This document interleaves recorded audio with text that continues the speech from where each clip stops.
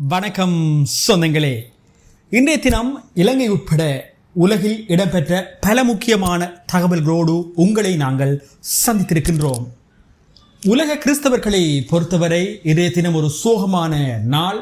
அவர்களுடைய ஆன்மீக தலைவர் அவர்கள் இன்றைய தினம் நித்திய இளைப்பாறுதலை அடைந்திருக்கின்றார். கிறிஸ்தவ மக்களுடைய ஆன்மீக தலைவராக விளங்கிய பாப்பரசர் பிரான்சிஸ் அவர்கள் தன்னுடைய 88வது அகவையிலே இன்றைய தினம் நித்திய இளைப்பாறுதலை அடைந்திருக்கின்றார். உலகம் பூராகவும் இருந்து அவருக்காக இப்பொழுது அஞ்சலிகள் குவிந்து கொண்டிருக்கின்றன. உலக தலைவர்கள் உட்பட இலங்கை ஜனாதிபதி அதே போன்று பல்வேறு உலக தலைவர்களும் தங்களது இரங்கல்களை இப்பொழுது தெரிவித்து வருகின்றார்கள்.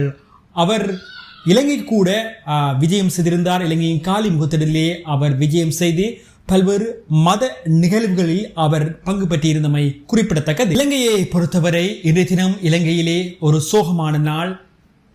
இலங்கையின் கிறிஸ்தவ மக்கள் கிட்டத்தட்ட 2019ஆம் ஆண்டு 6 ஆண்டுகளுக்கு முன்னர் கிறிஸ்தவ தேவாலயங்கள் மீது நடத்தப்பட்ட தாக்குதலிலே பல நூற்றுக்கணக்கான உயிரிழப்புகள் ஏற்பட்டிருந்தன. ஈஸ்டர் தின தாக்குதல்கள் ஏப்ரல் 21 அந்த ஈஸ்டர் தின தாக்குதல்கள் கடந்த 6 ஆண்டுகளுக்கு முன்னர் இலங்கையிலே இடம்பெற்றன. கொழும்பு, அதே போன்று நீர்கொழும்பு, கட்டுவாப்பட்டி தேவாலயம், மட்டக்களப்பு சியோன் தேவாலயம் உட்பட பல இடங்களிலே இந்த தாக்குதல்கள் மேற்கொள்ளப்பட்டன. இதன் காரணமாக பல அப்பாவி மக்கள் உயிரிழந்திருக்கிறார்கள். இப்பொழுது ஆட்சி அமைத்திருக்கின்ற அன்றுகுமார் திசாநாயக்க தலைமையிலான அரசாங்கம் இப்பொழுது கூறியிருக்கின்றது, இந்த தாக்குதலானது ஒரு அரசியல் சதி முயற்சி என்று அவர்கள் கூறியிருக்கின்றார்கள்.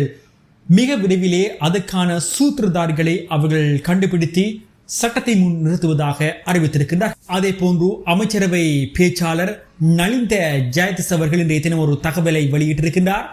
நாமல் ராஜபக்ச அவர்கள் இப்பொழுது 90 நாள் தடுப்பு காவலில் வைக்கப்பட்டிருக்கின்ற முன்னாள் கிழக்கு மாகாண முதலமைச்சரும் ராஜாங்க அமைச்சருமாகிய பிள்ளையான் அவர்கள் தொடர்பாக தற்பொழுது அனுதாபப்பட்டுக் கொண்டிருக்கின்றார். அதற்கான காரணங்கள் எதிர்வரும் காலங்களிலே மக்களுக்கு தெரிய வரும் என்று அவர் தெரிவித்திருக்கின்றார். அதே போன்று ஜனாதிபதி கூட இந்த ஈஸ்டர் தின தாக்குதல் தொடர்பாக பல்வேறு விசாரணைகளை இலங்கை அரசாங்கம் முன்னெடுத்து வருவதாகவும் அது தொடர்பான விரிவான அறிக்கைகள் எதிர்காலத்தில் வெளியிடப்படும் என்றும் கூறியிருக்கின்றார். அதே போன்று ஜனாதிபதி ஆணைக்குழுவினால் விசாரணை செய்யப்பட்ட அறிக்கைகள் நேற்றைய தினம் சிஐடியிடம் கையளிக்கப்பட்டிருக்கின்றது. மற்றொரு தகவல் இன்றைய தினம் வெளியிடப்பட்டிருக்கின்றது.